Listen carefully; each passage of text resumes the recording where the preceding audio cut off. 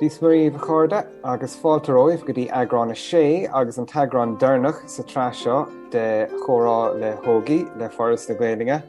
Agus inniuh nílam créile ón átain na mím de ghnách, Tá rang palsach díreach seolta amach an doras agam rang bliana sé gur thug mé scrúdúdóibh na craoltóirí bachta, agus tá mé créile ón scoil. Well, technúil níl mé créile an scoil, ha mé créile an absolút hotel i limnach áta bhfuil seomraí ar cíos agam. So beidir ná beag an uam cosú leis na podcréaltaí eile, agus tá sean saon go dtí grantóir seach an doras ach má hagan ruchaméad leis. Ach tá mé really súil go mór leis an a há going nómh sin Ola Majekodunmi. Which is sin ráta garta go san Bheagnach Majekodunmi.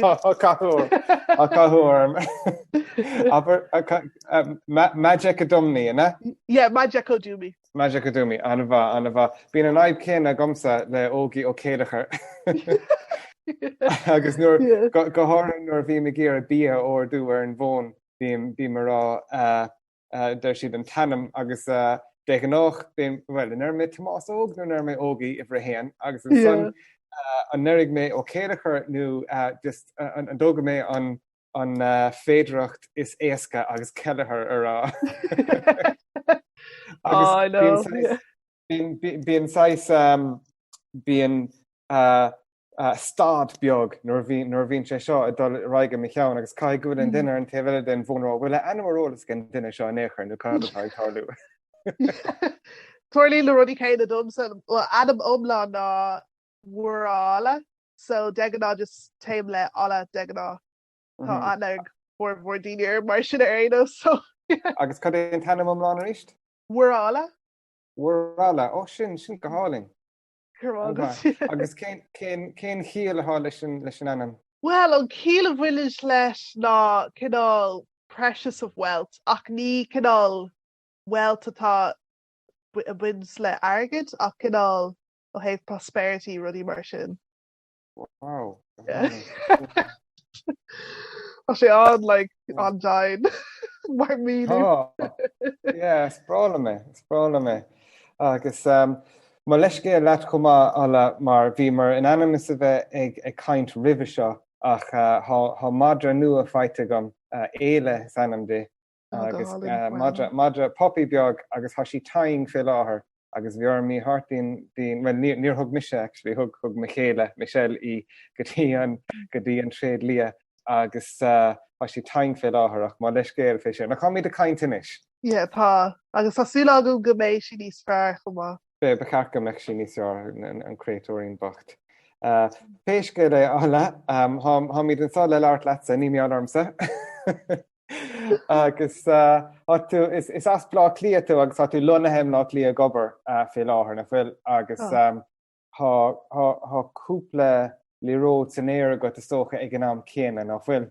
Yeah, so Ivory mar séir sure, so bhí glóradí difriúla a dhéanamh agam in áir, bhí mit scríb, bhí mit craile, bhí cinál ar na stáisiún radio eile nó ar televís, cinál ag trachtach go má. So, yeah, bhí glóir siúil agus go mála sin is bralam deanna na rudí crothach go má, ag scríb dáanta, ag cinál ag obair ar físeán go má, tá Sean, what does artists look like then to agam cúpla bliana hin agus air go hanhála sin ar lína agus rinne chean eile atá bunthir amnacha agus béis sin amach le go lua ar aonas caiimi fós agrahortaí ana bhéir ach tá just bhí mí man for an gná thum so. Anna bha. Agus socha cadíad na saisna téimí a bhíon sna dáanta a bhíon á scríomh agat? Bhín meascán áil in áíire bhí sé bunthe deaganá ar féinúlacht, so tá mis an cinál gafa ag leir fhí féinúlacht go paibli agus ó héh mo chuid obair crutha de mar duine cinál le gá féinúlacht, mar Africach agus mar airnach, bhím a géir sin a léirú an méid sin an mo chuid obair ach go ná céad a líon méid gurí go méid daoine cinál dúir sin an táir fád. So bhí sé dachar cinál nuirtá gá féúlach sin agus ach bím sásta leirt agus scríbhrí rudí difriúla agus bhí láthair tá méid cinál ag Herbert mo chuid skillile macarónach cuma sna dáanta so bí na play le gáteangacha orintanta ó héh gweilga agus dáanta so tá sin jazz mar in á rire le fada níor a mór an buí agam anm féin ó héh ag scríbh ina gweilga mar bhí just ag dtíir ar an gramach an tamar fád ach just jazz é scríb agus má dhéad an botún is cuma is féidir lom é ceartú taréis. Is mí an gomaráid a há sé nachcha? Sin é. Agus ní chearttíín daine béle an fphobal riamh ní áíim daine cartú béle an fphobal riamh de chúis go méidir se cartú daine bhíon an argréling a go minic. Sin é go tíach sin é. Well agus bíon tú craoltóir le RTí agus le radio na lifa chumán a bíon? So bí me craile mo show féin ar radio na lifa afra air agus buinn sé sin le an Afric agus daoine Africa céirnach chomh maith.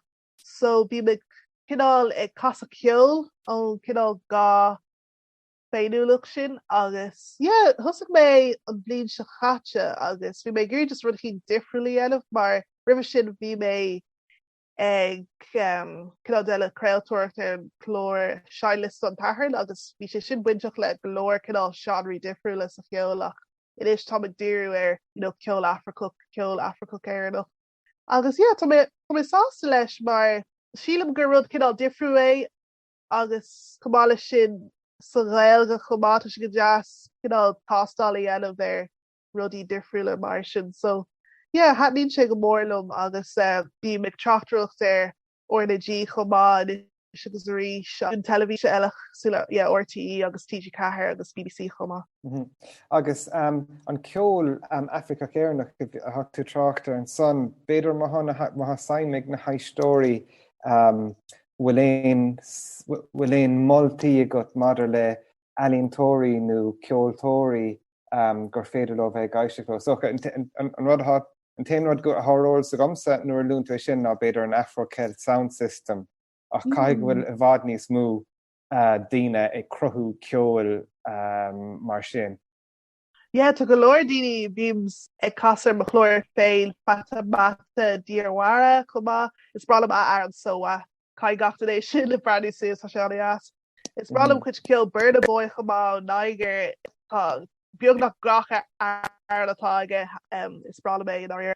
Tá sé cinál mar fella cútaí chumá tá sagam go hatnín fella cútaí le go bhórmór daoine air an chumá agus tá daoine nu ag teachsú san seo an air an chumá chasú le Cestín, Tolu Mackay, Denise Chila, beidir tá anag daoine ar na daoine sin. So tá glór máscáil an sin agus is bralam cinál a chur an máscáil sin ann fiú mátámbeid díú ar ceol Africach mar tá sin go deas a léirú an air inniu go bhfuil daoine ó chuúlar Africach crothú ceol agus orintanta chur féinúlach féide mar fiú an airán aé le Tolu Mackay tá sé sin cinál budathe ar spirú cinál Yoruba spirituality spiritach san air sin. So tá sé symbol. Is brala go bhfuil le daoine seo teachsú san éis agus go bhfuil siad cruthú ceol mar seo. Agus béidir nuair thuasar ar na meán hóisialta beidir gur féidir am right nascanna áilmhót agus chuirme na nascanna féhhain an póstáil a chuirme suas ar na meán hóisialta agus gomechtíí ábal a beidir dolisteach san nascanna sin. Is fólam nascanna is fólam beidir ealaíontóirí is tócha nasc Spotify chu suasach is tócha bhfuil go háisiad ar Spotify na Apple Music nuair ag mar sin cé ná duine siad mór an airige. Sin an saoil fé láthair nach sin é tá gachar digital fí láthair. Ní list go cos mohí fi sin. ní málam sé nóíire go háirithe ealaíontóirí beaga náfuil denna mór an airgid Tá sé calculódas na ealaíontóirí mór ar Spotify agus le héadach ealaíontóirí beaga tá sé táchtach takeíocht a hartóhann slí éigent. Yeah, tá méid sula dulchuig kilcurma ní smóis, nuirtá na rialacha cinál ag íslú pí beganis ach an am céine tá mé cinál scarathe a bheith meas. Yeah, so tá sé dachar. Agus socha bheith ahannig a roint bhadin bobbal ort is tócha bhfuil ahanna gomsart os na meán só síalta go príomhga bíonn tú gníomh glór ar na meán ó síalta agus bhí bheith ahannig socha ar an bobbal bhí sé sa pápéir agus bhí sé na meán bhéirla chumá an téirme coiste na téirmíochta agus an téirme duine de rá agus beidir gan an seoá pí beag míála sin chunas mar dénach scéal mór de nóir beidir nach scéal mór bhí an éair. Siú an rud bhí sé cinál grad bhar ag an túús mar níor mis agsúla sin in éoncur go peocha na meán béla sús air. Ach go am céile ceapan gur rud mai sin mar bhí sé cinál a chur spotlíiste spotsáilse ar an ghilge a ríis, i meas an phobal cinál mainstream chumá generalta, so ceapan bhí sé sin gomá. Ach go am céile níorthaigh daoine an cinál ahrú bhí tacha air. Ní hé go bhfuil duine de gá ag tógant áit duine gurmanis, níl am cíl céile leis an gá terma, so run ná tá cinál ráha ann inis, person of colour ará duine de gá mar rih seo bhí sé duine neamhgeall nó duine dáte, so chreid mis nach ran na termí sin sáú sa látá an, so sin an fá gur hiil mé rifuis chuig fáras na ghilge agus lear mé lo faoi sin. Agus níor is go cadará an seachtamach sin in áíir níor mé ro cinál dóchasach faoi áíir mar níor is go an pro sé ar clú agam ach hánig sé amach go háá ceapam agus bhí mé sásta leis an termime sin duine bagá mar rih ré bhí mis úsáid duine letá, so bhí sé cinál mar an ggéile slí ach no bhí daine ann ar an hás leis agus bhí daine ann nar hiic cadará aige go ddíireach agus bhí sé bíidir míhásta leis ach tá rá ann inis chumá go méid daine gúsá duine dómh seachas duine gurm ach a ríis níl duine gurm a dul éáit tá sé fós sa folklór ach tá rá ag daine inis duine dómh úsáid seachas duine gurm. Agus is féidir linn inis duine de gá úsáid ní smó. Mar rih sin ní daoine fiú úsar of colour sa bhéilge, like bhí sé an sin sa folklór ní daoine a bid úsáid as, so ar leid tá sé seo in agna daoine inis agus is féidir lo buin sé úsáid as ríis ach chuir sé stachar náhfuil tuiscint ag na mean béirle nó béirlóirí go ddíireach cadará ann agus fiú roiint beilgóirí chomá ach bhí mé sásta len chuid smó den trachtúcht a bhí gceist ar. Agus ó srad bhfuil míad a caint fé socha an saoil ar lína bhí mar dúireach a caint sa le hánamar ar an éir an son méallar an saoil ar lína agus an gnáhéal an bhfuil is tócha espéras difriúla go do roioine ar lína agus daoine sa gnáhéal. Sin an rud bhí mis suoine bhar seo le déine agus bhí mis taréis rá le lile dí glasál bhí mé taréis cóirdis níos fearr chorthú ar lína agus bhí mé taréis buúla le daoine seo sa fíorhéal chumá nar bhí an dí glasál ag íslú písa. Agus níl sé gcódaí mar an ggéine, le fáin tú chinál taithí difriúla do dhaoine ar lína ó a fáin tú sa fíorhéal in áir. Ceapan tá daoine orintanta níos deise ar lína nó fiú tá ráid daoine atá níos massa ar lína. So brahan sé an duine in áir ceapan tá sé cho éasca breig scapa fud na madtho síalta agus tá sé sin dá séach ach tá méid éis sin eáil le déanaine chomá so chuir sé sin isteach agus nuair a hála Facebook agus Instagram agus WhatsApp sios háir lei sin ceapan seachta seáte bhí mé cinál sásta fao sin mar bhí mé in is féad am dulrás chuig an bblion 2016 nó a kins nach ra a rudí seo hart ach tá sé simú dumsa mé féin tá agam ggóil mé gafa leis na madtho síalta agus ní slí má mar mar bhan gohortha bhím cinál deanmh compráid idir mé féin agus féidir maná eile so agus taken a Facebook komá gohfuil na rudí seo tolúnt agus níl siad den bhéidirúd faoin áire so chuir sé as do rií agus de daoine óga go hátha. Cinnte sin agus cíim héana ar scoil comáthair nu leis na daon óga go mí léilo ó lá go lá agus cá chuig tú héana ar scoil Ola? So drastal mis sé ghilscoil is nóg agus cláisií sa don. An bha na gomartha. Agus an son tréis na scola chuig tú agus in tú de chéim in IDT nacha? Rinne mé chéim in IDT in dúléire agus rinne mé stadéir don bun céim ar béle na meán agus stadar cultúrtha agus an sin chu mé ra don máisiú le stadar dhéanamh digital broadcast production so na a léircháin craolacháin digital agus bhí sé sin sa scoil náisiúnta Scáán so in IDT so. Agus mar héir iriseoir mín tréimh sí an go mín tú gnúthach agus tréimh sí an beidir náfuilte chu gnúthach sin nó beidir nach léon a tachtarteach.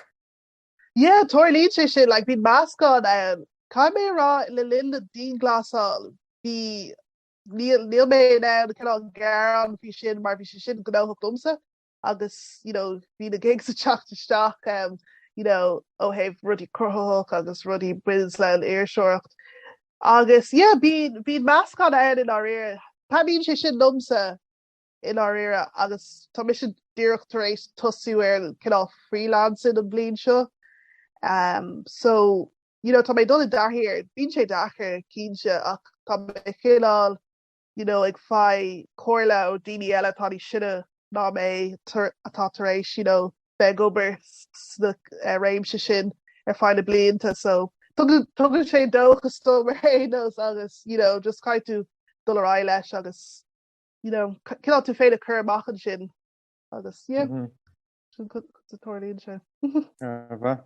Agus mar éarnach so go bhí mar caiint féin tíirmen san duine nó daine de gachach mar éarnach de gach has a gom go bhfuil roiint cainte déanta go ar seo socha ar na meán agus ar na meán thó síalta ach socha deirtar gur béad na daine is seár le an scéal a gháil túthan an na daine a bhí an testpéir is héanacha ach socha mar éarnach de gach in san sochaí a hágaing fé láthair cad é an testpéir a hága éarnach de gach in éing fé láthair?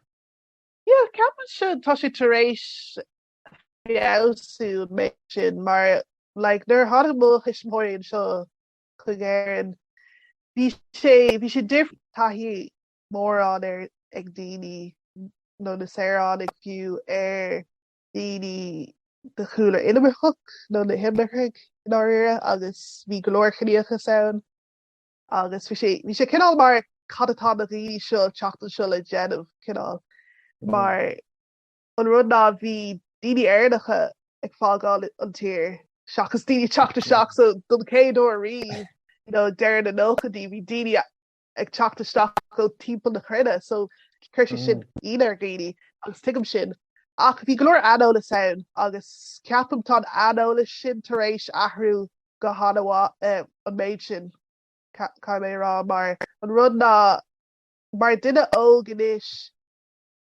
mohíim se go daoine gurí ghlacha lom níos mó mar airnach seachas nervhí mé fása níos chun daoine an ceis cadású agus stéirm lo an naigéir mar cred mé go raibh sé sin an freagar a bhí ag tasáil wethu ach An nuirtaréis sin ar fása níos, dúirt. Mar an rud ná just níor cred mé gur ra cead agam airnach a luath lo. Mar níor bhuaigh mé céad fágéid mar airnach agus cínte nach mohíim céad fágéid mar airnach inis mar nílam céad fágéid airnach ar aonos ach tá níos mó muín agam an freagra airnach a luath lo inis agus ceapan tá daoine tar éis an tuiscin sin a bheith acu níos mó inis go bhfuil daoine ó chrúla inimir chucht tar éis fása níos an seo agus go bhfuil an espráis airnach acu Cosúla daoine so tá tuiscint an sin níos mó inis seachas na nóchadaí nó nervhí misigh fása níos ach níhééis sin le rá nachhfuil cníochas ann a héile tá sin fós ann ach tá daoine tar éis Credim se go bhfuil cníochas an go háirithe ar lína is tó go mar dar siad casual racism an chumán a bhfuil. Sin é toirlí casual racism domsa an táir fád agus sin rudí nach féidir le de bhéir chuirthú in áir mar tá siad cinál social islí agus beidir tá tú siúil I áitetá beidir anna geall agus tá an tain duine dómh nó duine a gáim so bhí fecair céim fá go tú seo rudí mar sin agus beidir ar siúlann tú seach a siúpa agus tá cinál Gord Islandá le fecintirt mar tú chun rutachín tú gcuid. Toirlí le rudí seo an tám ar fád agus níl is a daoine fú. Agus an son há agriocht bunathe a go tain agus cara leat na fuil. Mo chara agus mo cho caiir agus sin beyond representation agus bud mar hin agus fi I géirí cinál spot sáilse a chur ar bnád do gáin air atá buint glóirrodí iontacha amach agus beidir nach féin an ahantais céine ó na man le cinál príomhsrutha in áir so bhí mar a géirí cinál ócháid a chur le chéile agus iad a chulóra agus chumar céad ócháid le chéile I mí man fór gáhíle san éideag agus bhí sé sin dar go hallháile sin bhí panel aguain golóir panel cainte bhí cinál taspáintis ceol aguain agus dáanta agus bhí sin go hadaías ar fád agus an sin an bblin se caite I mí man for ríis deine óchad le ILF Dublin so chumar cinál óchad spoken words le chéile agus bhí sé sin san axis I bailí muna I mália léa so bhí sé sin go hálinn agus an bblin seo táid tar éis cinál fógraíochttaí anmh de Acast media so bei sé sin a teachtamach go luú agus tá sé sin don bhí don star cinna dubh so tá méid súla go mór lei sin agus so sin beyond representation is se an agriocht nach agus bhfuil si idirlíonú sibhar na meán ó síalta ann gur féad le daine seáil amach chu atá ag tarlú úsach an bhfuil? Tá mé déir Twitter @beyond rep dub agus Instagram cumá @beyond rep dub.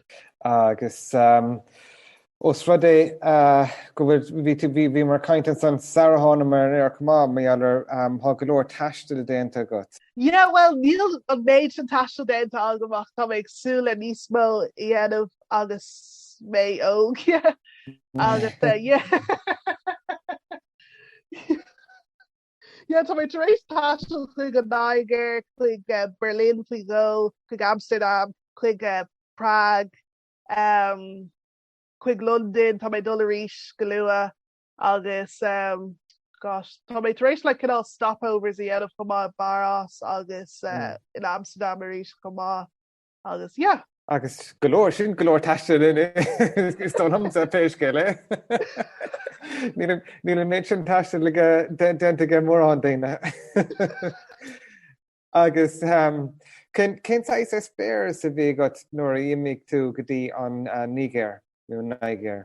Yeah, bhí sé go jazz mar bhí mé bhí le mochláán ar ríis mochláán ar fad agus bhí sé go jazz canál bheile a féinú lucht ar ríis canál is slí mar bhí mé ceappa seo an bailile seo ma éireacht so bhí an cinál sketchmíir min áire agus tá mé taréis canál tuiscint gur féidir leat gá bhaile bheith agat so bailach lia agus Lagos is san aiger so sin mo gáháile I ma héil agus thug sé am cinál clíle sin agus cinál ghlacha le sin in áire mar bhí mé gcóí ceappa páhfuil an bhaile domsa ach is féidir gáháile a bheith agus nó ní smó ná sin fiú. Agus bhfuiln an smaointeoireach sin an bhfuil sé commónta a measc éarnig de gha an dóla. Brian sé duine in áir agus an scéile tá acu chuid bhá daoine tá si de géirí gá cultúr bheith acu ina héil agus daoine eile an beidir nachhfuil deir go géirí clí leis an cultúr airnach. So Brian sé ar gine dumsa Somália bhí móhéismóir ag leir Europa lom agus mé fasníos agus sin an fágóil Europa fiú agam a sé mar teanga leartha agam mar galir sin ach daoine eile ní an sean sin acu a péitanga atá acu Somália elam so brahan sé ar gine agus an cinál ceagat atá agat le Irish féin. An bheith agus ha me chun ceiste chuirt inis agus ha me chun ceist ná raibh tú súil leis a chuirt inis an méthe ábalta beidir críocha chur le radí agus beidir ceantas na dáanta a thscuite go a léamh. Oh wow, níor méid tú leis Ok, brano I mé ar cean an seo brenum sacha dúán. Táta chu dána. Cahuair min se tháinig an smíanamh sin díorcha seachar mi cheann inis. I lé mé cean macarónach amach le Gaeilge. Yeah, seo cean macarónach. An cligin, rudnach digam. I could be smiling on the outside, but borthe fi me inkin on the inside. Eg rinke, lem a choide, but hopeless for a bright side on the inside. Eg laart go be over ach eg dare fover, eg gui this is gonna be over. Aisht, I know I didn't reply to your text, don't vex, I'm just obsessed with my head going over an old or test. Say it with me, I'll be okay once this is all just a test, because yes, I get down at my best, take a rest rather than protest. I beg, don't holler me about Peg, because forget but refuse to believe Meg. Maris Lancha, Neil Moron Rocha. Agus sin cean bunathe Maris Lancha, agus go háir le linn bí glasá. Ó, an bheith. Agus bhí an áirteiste an san chum maith an raibh. Bhí. Yeah. I gonna be brain load agam fi an áirteist golarm é hí a ríis. Is leor é hí uair amháin. Agus bíon trú agam de sa daine a bhíon ag déanamh na háirteiste féró. Well, sin agus bhfuil éonrad fáiltethe go fóil on leabhar dáanta fáiltethe go. Tá cúpla rudaí bhí dála scríb méid de máscara bhí ar radio na Gaeltachta le Marcus McChalíl tá sé sin fáiltethe I leabhar comá agus freisin tá leabhar nuairtaréis taachtamach bhí an Irish le Marie Claire Log agus tá mé taréis mo físa scríb isteach sa leabhar sin comá bunathe an féinúlach í domsa agus le déanaí tá mé taréis don a scríb don Irish cóir chumá a lé mé amach ag an ócád cóir bhí ar siúil de ihe culture I máliaach lia so tá sé sin amach chumá. Agus díreach bhí mar chun críocha chur leis an san nach ceist eile takeisteach na cheann inis mar jaler ó héamh gur scríbhneoir amháin a cainte scríbhneoir eile bhfuil próséis ar le agat nar bhíonn tú scríomh agus dáanta nó prós nó bhfuil difriocht ann nó cad éon próséis crothaachta agat. Yeah, domsa Tá sé decaile rá mar tágan swintí isteach am chean go randomach, so méidir top mat éisteach le cheol nó fiú just a golí ar ba laba. Brahan sé áí agus an sin just tugam mo fónach agus bím cinál I scríb na focla amach agus a chuirí de cinál stíl atá chorthach agus a éan do dáin. Tá sé cinál randomach dumsa. úsáidm sé sin chumá an notes app th an bhónagam nuair hagan smíanamh isteach chéad a thugan amach ná an fón agus dtíirech an smíanamh scríomh isteach an mar déanam si darúdar rudí go héasca. Me se fresin. Agus an scrín tú nuair hatú nuair hat an dánar scríomhach an mearna a bheith scríomh san ihe nó ruchan léinú an cumlaat. Is cum lom like just brahan sé am a hagad an swinmh isteach mi chean agus tosí mi scríb mar níl mé gé e chaún an swinmh so cai mé vesa kin al vibe agus an flow chun é scríb chumá so bín writer's block agam méid sin mérá bín agus raibh íon tú mór an scríbhneoir a haar an díon glasáil. Rinne mé alchuid ó héh like outstanta Ca mé go rinne mé bhí mé níos fearr le an dí glasáil ag scríb ar feig an féidir mar gra níos mó ámágan islí. Well, bhí sé go húntaach a bheith leabhar leat eile agus dúireach Sarah bhágam tú ar bhaile Stephenna meánthóisialta nó éonrad gur féidir leis na haistóirí tachtúirta tócha agus a duchuid ibre agus na rudaí tha fáilte agat agus na chláircha a bhíon arsúla agat. Beidir lista rágan leis na haistóirí an san sa gríichnóméid.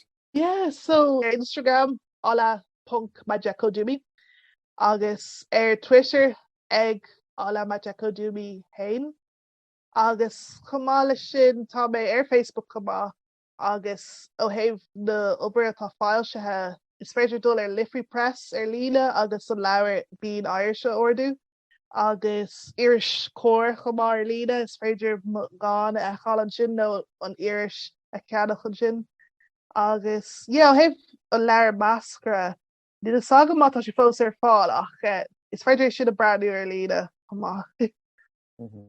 An bha.